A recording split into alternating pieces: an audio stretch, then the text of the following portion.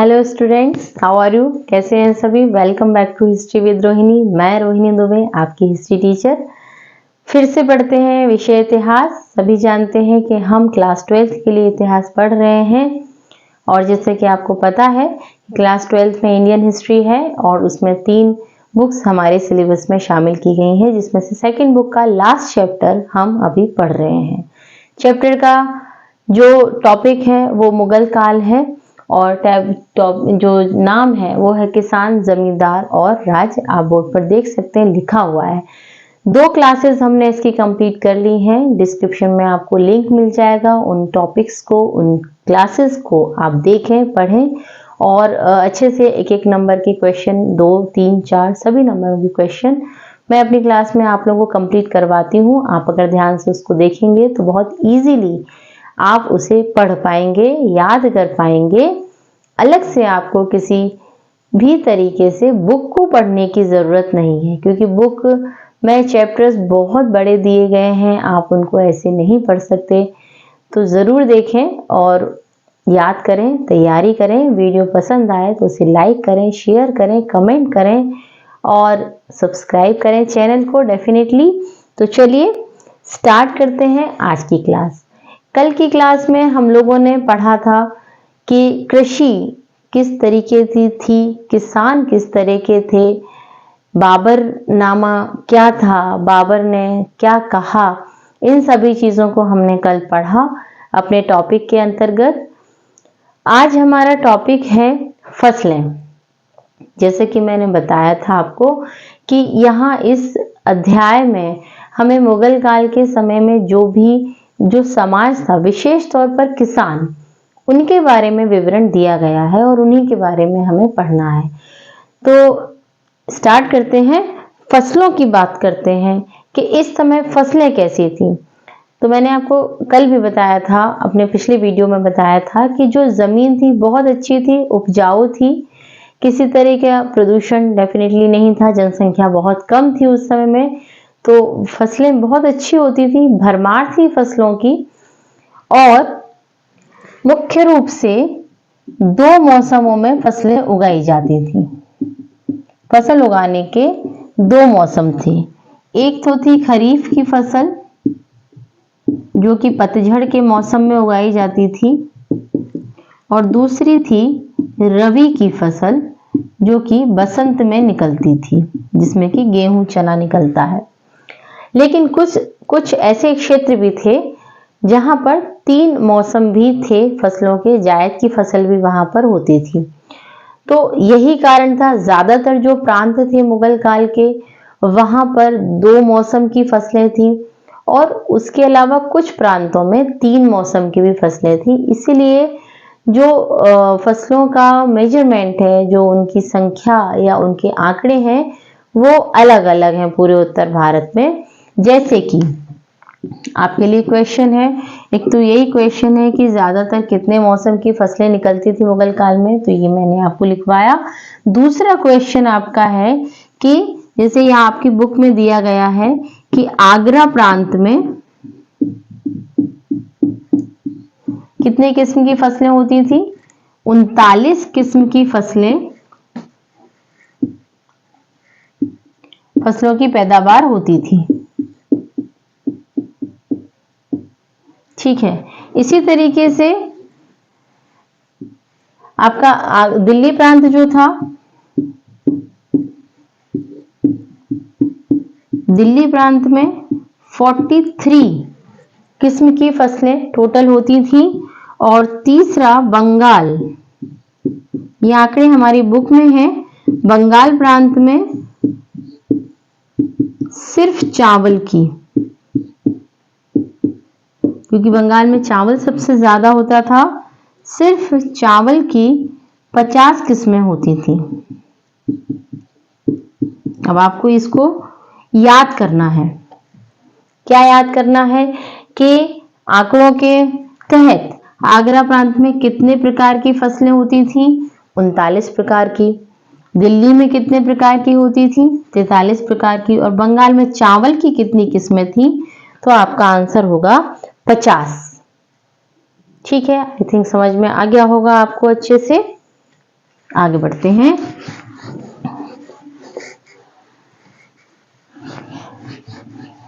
सबसे अच्छी फसलें कौन सी मानी जाती हैं?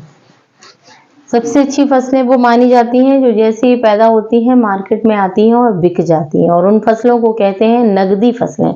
आज भी कहते हैं नगदी फसलें, क्योंकि नगद तुरंत उनसे पैसा मिलता है। उनको आपको वेट नहीं करना पड़ता कि रखी रहेंगी और कब इनको बेचा जाएगा। और उसमें जैसे कि गन्ना है, आपका कपास है, दालें हैं, तिलहन है, ये फसलें जैसे ही पैदा होती हैं और मार्केट में आती हैं तुरंत उनको उठा लिया जाता है, तो वो फसलें नगदी फसलें कहलाती हैं। यहाँ पर इससे रिलेटेड जो क्वेश्चन है वो है जिन्स ए कामिल, एक शब्दावली है। क्वेश्चन आपका आता है कि जिन्स ए कामिल क्या था। ठीक है, इसका शाब्दिक अर्थ भी पूछा जाता है। जिन्स ए कामिल अर्थात सर्वोत्तम प्रकार की फसलें। ठीक है, सर्वोत्तम प्रकार की फसलें, यही आपका आंसर होगा। सर्वोत्तम फसलों को जिन्स ए कामिल कहा जाता था। यहाँ फसलें खान पान के लिए, जो दैनिक खान पान था उसके हिसाब से तो उगाई ही जाती थी, लेकिन ऐसा नहीं था कि सिर्फ वही खेती होती थी। लोग व्यापार की तरफ भी मुड़े हुए थे, व्यापार भी करते थे, और खेती से ही व्यापार होता था। तो ऐसी फसलों की भी उगाई होती थी जिनसे व्यापार हो, पैसा आए। राज्य भी ऐसी फसलों को बहुत प्रोत्साहन देता था उगाने के लिए, किसानों को कहता था, क्योंकि जब ये नगदी फसलें या व्यापारिक फसलें उगती थी तो फिर उनसे पैसा अच्छा आता था और राज्य को कर भी टाइम पर मिलता था। तो जो व्यापारिक सर्वोत्तम फसलें जो थी, यहाँ हम जिनसे कामिल की बात कर रहे हैं, तो इसमें सबसे ये ही नगदी फसलें हैं और यही व्यापारिक फसलें हैं। जिनसे कामिल जो सर्वोत्तम फसलें, जो सबसे ज्यादा पैसा दें, वो जिनसे कामिल। उसके अंतर्गत सबसे अच्छी जिनसे कामिल कौन सी थी? गन्ना सबसे अच्छी जिनसे कामिल थी, और था कपास। गन्ना और कपास, ये भी आपके लिए क्वेश्चन बनेगा कि सबसे अच्छी जिनसे कामिल कौन सी थी, तो वो होगा गन्ना और कपास। यहाँ पर कपास जो था वो आपका मध्य भारत, इसका प्रमुख क्षेत्र जहां पर कपास सबसे ज्यादा पैदा होता था उस समय, मध्य भारत और दक्कन पठार। इसको भी याद रखना पड़ेगा कि कपास सबसे ज्यादा कहाँ होता था? मध्य भारत और दक्कन में। और चीनी यानी कि गन्ना, तो बंगाल। बंगाल हमेशा से अपनी चीनी के लिए प्रसिद्ध रहा है, तो बंगाल में सबसे ज्यादा गन्ना या चीनी की पैदावार होती थी, और कपास सबसे ज्यादा मध्य भारत और दक्षिण पठार में होता था। तो ये जिन्स ए कामिल प्रमुख फसलें थी। इसके अलावा जो और नगदी फसलें थी, यहाँ पर हम नगदी फसलों को टोटल ही लिख देते हैं। ये आप लोगों को समझ में आ गया है। जिन्स ए कामिल जिसका तात्पर्य है सर्वोत्तम प्रकार की फसलें, और उसमें सबसे ज्यादा जो सबसे अच्छी थी वो थी गन्ना और कपास। और इनके जो क्षेत्र थे जहां पर इनकी पैदावार अच्छी होती थी वो थी कपास की मध्य भारत, दक्षिण पठार, और चीनी की थी बंगाल। यही पॉइंट इंपॉर्टेंट है, इनको सीधे सीधे याद कर लीजिए, कोई भी क्वेश्चन आपका बाहर नहीं जाएगा। इसके बाद फसलों में एक और पॉइंट हम लिख लेते हैं, नकदी फसलें कौन कौन सी थी। तो नकदी फसलों में जो अन्य नकदी फसलें या व्यापारिक फसलें भी इनको कहते हैं, याद रखिएगा, व्यापारिक फसलें।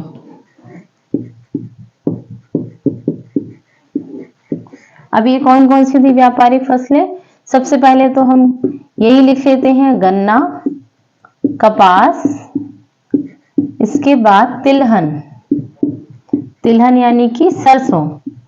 सरसों भी खेतों से निकलती है और तुरंत चली जाती है, तेल बन जाता है। उसके बाद है दलहन। ठीक है, दलहन यानी कि दालें।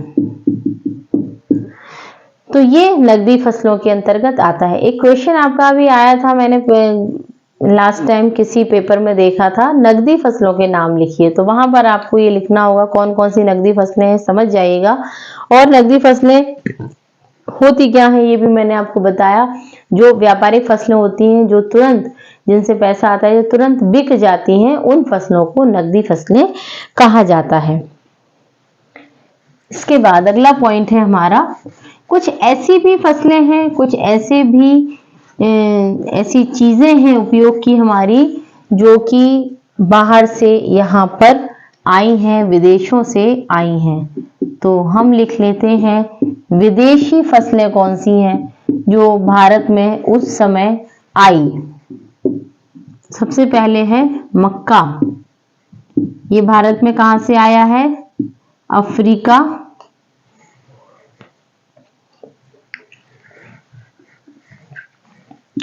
अफ्रीका और स्पेन। अफ्रीका और स्पेन से आया है मक्का। उसके बाद दूसरा है टमाटर। टमाटर, आलू, मिर्च, पपीता, अनानास, ये आए हैं, ये सारी फसलें आई हैं नई दुनिया। अब हमारी किताब में तो नई दुनिया दिया गया है, लेकिन नई दुनिया का मतलब क्या है ये नहीं दिया गया है, तो मैं आपको बता देती हूँ। नई दुनिया का मतलब है अमेरिका। अगर आप लोगों को अपना 11th का चैप्टर याद हो तो उसमें बताया गया है कि अमेरिका में जो मूल निवासियों के विस्थापन वाला चैप्टर है, उसमें ये चीज दी गई है कि नई दुनिया अमेरिका को कहा जाता था। तो ये जो फसलें हैं, टमाटर, आलू, मिर्च, पपीता, अनानास, ये हमारे देश में नई दुनिया यानी कि अमेरिका से आई हैं, और मक्का हमारे देश में अफ्रीका और स्पेन से आया है। ठीक, नेक्स्ट टॉपिक है अपना तंबाकू। तंबाकू फसल की बात करेंगे क्योंकि हम लोग फसलें पढ़ रहे हैं, तो इसके अंतर्गत अगली फसल है तंबाकू। ठीक है, सबसे पहले तो ये बताइए तंबाकू को भारत में लाया कौन? किस देश से तंबाकू आई है? तंबाकू आई है भारत में पुर्तगाल से। पुर्तगाली भारत में तंबाकू को लेकर आए। ठीक है, और 17वीं शताब्दी, याद रखिएगा, ये शताब्दी आपको याद रखना पड़ेगा। 17वीं शताब्दी यानी कि 1600 का पूरा शतक, 1601 से लेकर के 1700 तक का जो टाइम पीरियड है, 1601 से 1699 तक का जो टाइम पीरियड है, वो पूरी 17वीं शताब्दी कही जाएगी। तो पुर्तगाली भारत में तंबाकू लेकर आए, और इसकी पहले एक चीज और लिखना चाहूंगी मैं, पुर्तगाली लेकर आए और तंबाकू सबसे पहले दक्कन गई, दक्कन में आई, उत्तर भारत में नहीं आई थी। दक्षिण भारत में सबसे पहले तंबाकू का प्रचलन हुआ, और फिर उसके बाद उत्तर भारत में 17वीं शताब्दी में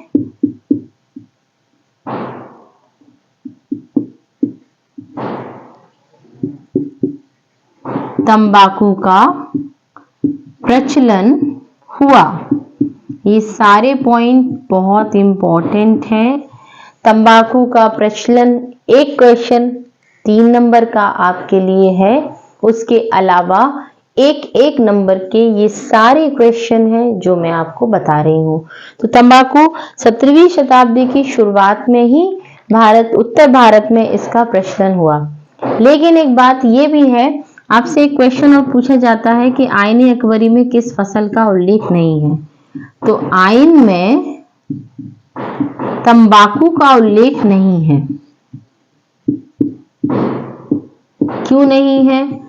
तंबाकू का उल्लेख इसलिए नहीं है कि ये आई उत्तर भारत में 17वीं शताब्दी की शुरुआत में, और उस समय इसका प्रचलन इतना ज्यादा नहीं था कि उसका उल्लेख एक फसल के तौर पर किया जा सके, ना ही लोग उसका इतना ज्यादा उपयोग करते थे। धीरे धीरे वो प्रचलन में आई। एक और क्वेश्चन यहाँ पर बनता है जो हमारी किताब में दिया गया है कि अकबर ने सबसे पहले तंबाकू को कब देखा। अकबर ने सबसे पहले 1604 में तंबाकू देखी।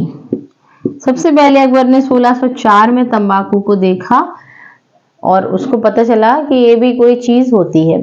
धीरे धीरे तंबाकू का प्रचलन पूरे भारत में हो गया और बहुत तेजी से हो गया, और बहुत थोड़े समय में तंबाकू भारत में नशे का एक नशे के लिए फेमस हो गया और लोग बहुत नशा करने लगे। जहांगीर के शासनकाल में तंबाकू इतनी ज्यादा फैल गई थी, लोग इतनी ज्यादा तंबाकू का नशा करने लगे थे कि जहांगीर उससे परेशान हो गया था और उसने तंबाकू के ऊपर रोक लगा दी थी, है ना। ये भी एक क्वेश्चन है कि जहांगीर ने तंबाकू पर